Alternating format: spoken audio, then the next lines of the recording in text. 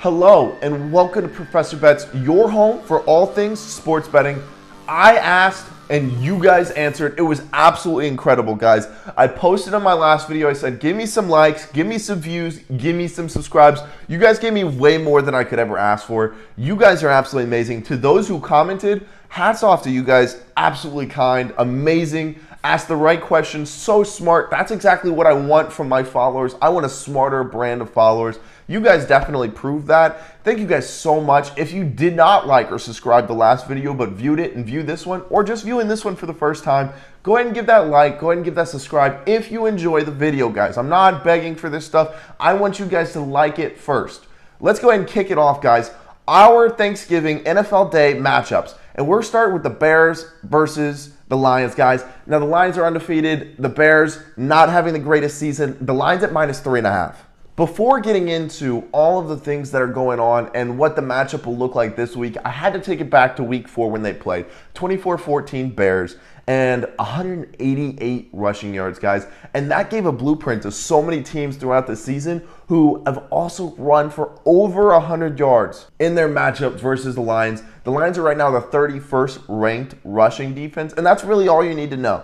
When you get out on a field, when the other team gets out on the field, it's 0-0. That's the best time to run the ball. So that means the Bears are going to run the ball early. They're going to run the ball often. Take overs on all rushing players, including Chicago's quarterback. Guys, the only person I'm not putting overs on anything is Goff. Rushing, throwing, I don't care. He's not getting any of it. Other than that, all of those player props overs. A lot of people are saying this could possibly be the Lions' first win.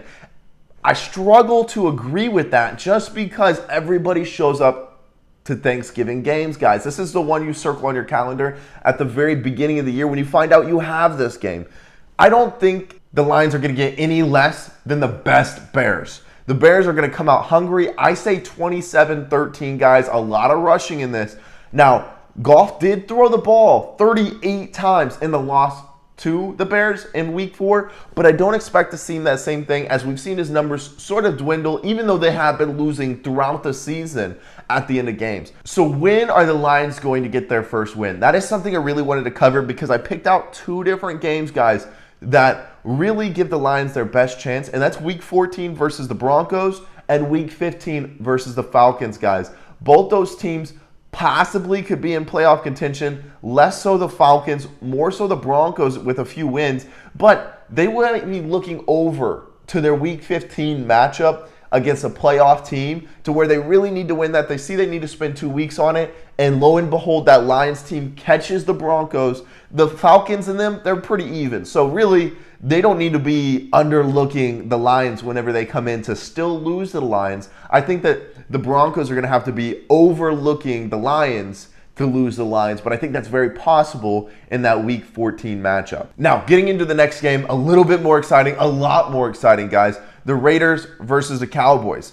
Now, let's talk about this, and I want to side with the Cowboys first here, and I'm going to explain why. Their record so far throughout the season, guys, has been exactly what you would expect it would be. In fact, there's only 2 games that I got wrong when I predicted what their schedule, what their wins would be early on in the season, and that's the win to the Chargers. I expected them to lose slightly to the Chargers. They ended up winning that close game, and then later on losing to the Broncos. I had them winning versus the Broncos. Other than that, guys, their record has been entirely predictable, and that means a lot coming into this game because after kind of the bad optics of a strong Kansas City Chiefs coming in there and manhandling the Dallas Cowboys, guys, I don't think we're going to see that again. I think that's really what I want to grasp onto here. You're not going to see the Cowboys get managed like that against a Raiders team that I think the Dallas really matches up well against. Let's go ahead and talk about that. What does that mean they match up well against the Raiders offense?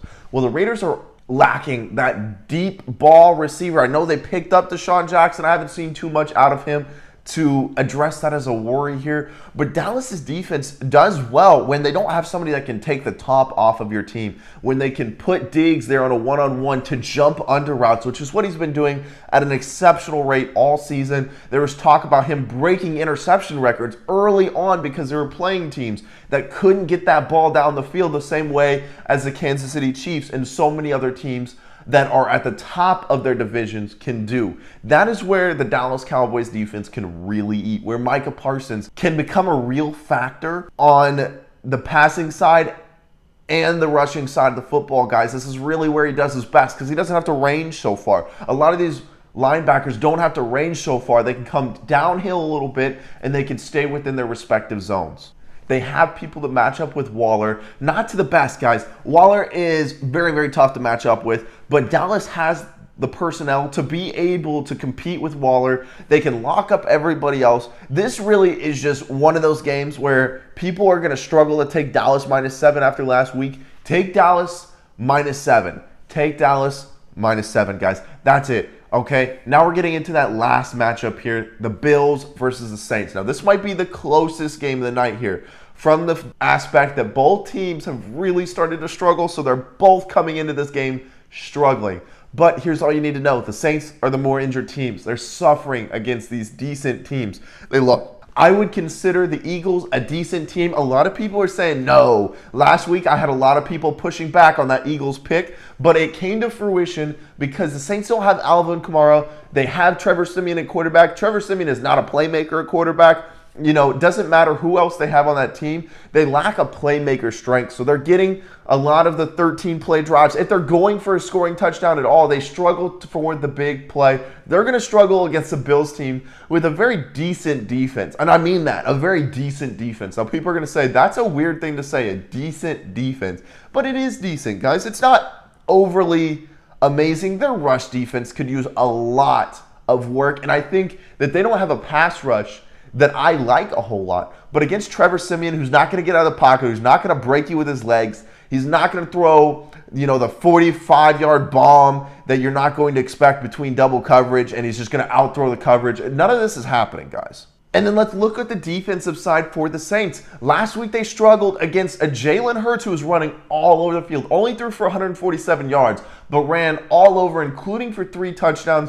Now, the Bills, you want to talk about Josh Allen, don't forget how dominantly physical he is. He's big. He's fast. He's going to take those quarterback draws, those quarterback runs, those designs. He's going to take those, he's going to use them, and he's really going to gash that Saints defense, who I just don't know if they're ready for what Josh Allen can do, especially in this struggling state where they've lost their last 3 games, including their game to the Titans that was close, but then we saw the Titans lose to the Texans. And now I'm wondering, were the Titans on a slide to begin with and just ran into a Saints team that made them look a little bit better than they actually were? That's a real idea here, guys. So I'm taking the overs on all of these teams. That sounds crazy. People love to hear that underdog genius thought process here, but it's Thanksgiving, guys. Everybody's showing up for these games, so I expect to see the best of every team, and I think the Bills are better than the Saints. I think Dallas is better than the Raiders, and I think that the Bears are better than the Lions. Thank you guys so much for watching my video. Like I said in the beginning, like and subscribe. All of you guys are loved. Thank you guys so much. It was absolutely incredible. Had me glowing for like 24 to 48 hours, guys. You guys are the best. Please watch this video. Thank you guys so much for watching. Take care. Have a great day.